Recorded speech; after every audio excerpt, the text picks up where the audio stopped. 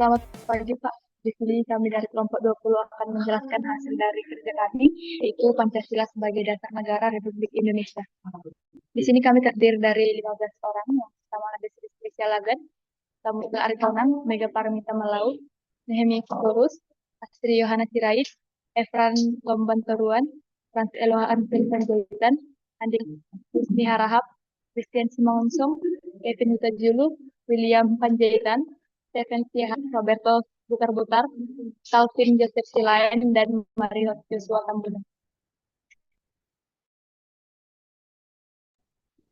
Di sini saya akan menjelaskan pengertian Pancasila sebagai dasar negara. Pancasila merupakan dasar negara Republik Indonesia yang digunakan sebagai landasan utama dalam menjalankan pemerintahan dan kehidupan berbangsa serta bernegara. Pancasila berasal dari bahasa Sanskerta, yaitu Panca yang berarti lima, dan Sila yang berarti prinsip atau asas. Dengan demikian, Pancasila adalah 5 prinsip dasar yang menjadi pedoman bagi negara Indonesia. Sebagai dasar negara, Pancasila memiliki kedudukan tertinggi dalam hierarki hukum di Indonesia. Ini berarti bahwa seluruh peraturan perundang-undangan, kebijakan pemerintahan, serta tindakan penyelenggaraan negara harus berdasarkan pada nilai-nilai yang terkandung dalam Pancasila. Hal ini ditegaskan dalam Undang-Undang Dasar 1945, alinea keempat yang menyebutkan bahwa negara Indonesia berdasarkan kepada ketuhanan yang esa, kemanusiaan yang adil dan beradab, persatuan Indonesia, kerajaan yang dipimpin oleh 5 kebijaksanaan dalam penyusunan perwakilan. Kita dengan mewujudkan suatu politik sosial terus rakyat Indonesia.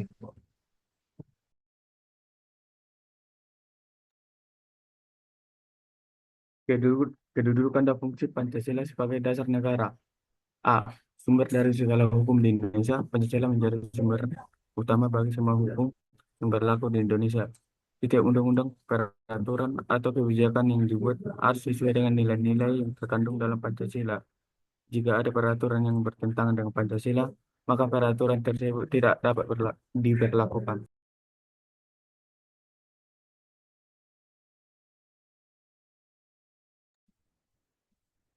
Pedoman dalam penyelenggaraan pemerintahan.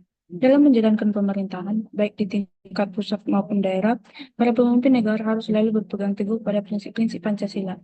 Hal ini penting agar kebijakan yang dibuat tak mencerminkan nilai-nilai keadilan, kesejahteraan, dan persatuan bangsa. Satu bangsa dengan keberagaman.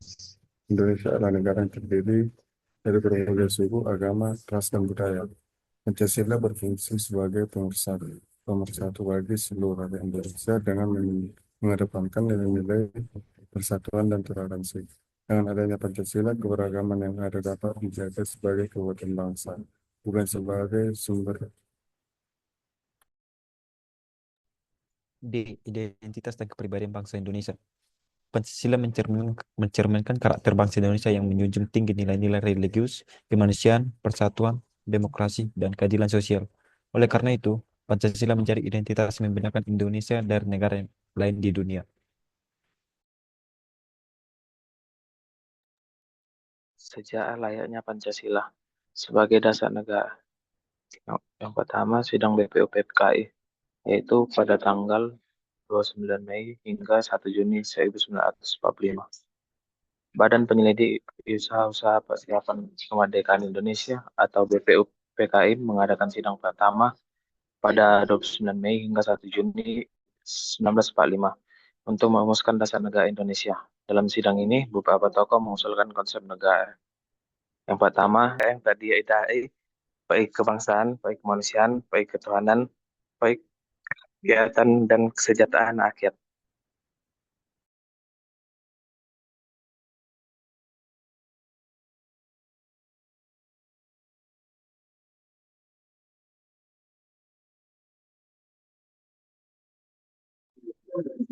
Yang kedua, Supomo, 31 Mei 1945, menyampaikan konsep negara integralistik yang menekankan persatuan dan kesatuan antara rakyat dan pemerintah.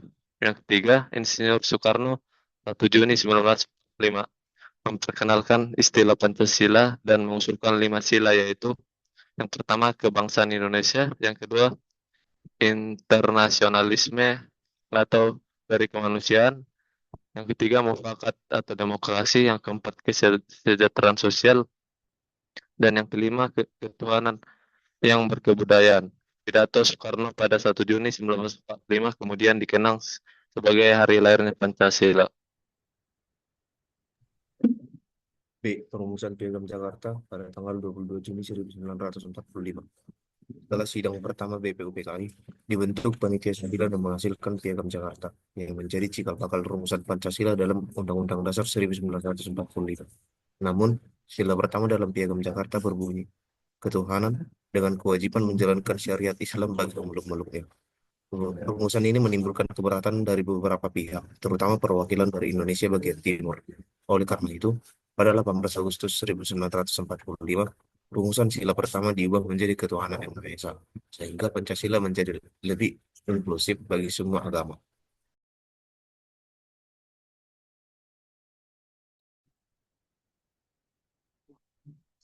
Implementasi Pancasila dalam kehidupan bernegara.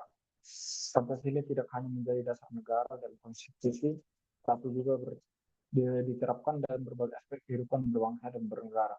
Berikut adalah beberapa contoh implementasi Pancasila.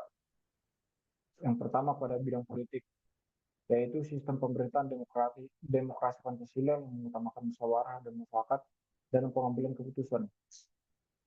Yang kedua, pemilu yang berlangsung secara jujur, adil dan bebas untuk memilih pemimpin sesuai kehendak rakyat. Pada bidang hukum, undang-undang dan peraturan harus berlandaskan nilai-nilai Pancasila. Yang kedua, tidak boleh ada hukum yang bertentangan pada prinsip-prinsip keadilan sosial dan kemanusiaan. Sosial budaya. Yang pertama, menghormati keberagaman budaya dan agama yang ada di Indonesia.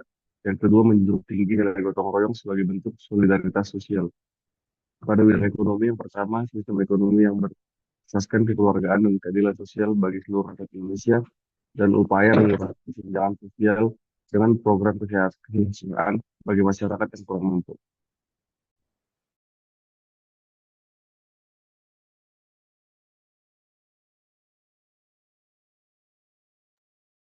Selanjutnya, tantangan dalam implementasi Pancasila. Meskipun Pancasila sudah menjadi dasar negara, masih terdapat tantangan munculnya paham radikalisme yang bertentangan dengan nilai-nilai Pancasila, korupsi yang merusak prinsip keadilan sosial dan kesejahteraan rakyat, dan yang terakhir, masih adanya kesenjangan sosial dan ekonomi di masyarakat. Kesimpulan, yang pertama, Pancasila adalah fondasi utama bangsa yang harus dijaga dan diamalkan dalam setiap aspek kehidupan. Kedua, sebagai pedoman, Pancasila membentuk karakter generasi muda agar menjunjung persatuan, keadilan, dan kebijaksanaan. Yang ketiga, sejarah pembentukan Pancasila mengajarkan bahwa musyawarah dan persatuan lebih penting daripada kepentingan golongan. Yang keempat, implementasi Pancasila harus nyata dalam politik yang bersih, hukum yang adil, budaya yang toleran, dan ekonomi yang berkeadilan. Yang kelima, generasi muda memiliki tanggung jawab yang besar untuk menghadapi tantangan zaman dengan tetap berpegang teguh pada nilai-nilai Pancasila. Sekian untuk presentasi dari kami kelompok 2. Bila ada kesalahan, terima kasih.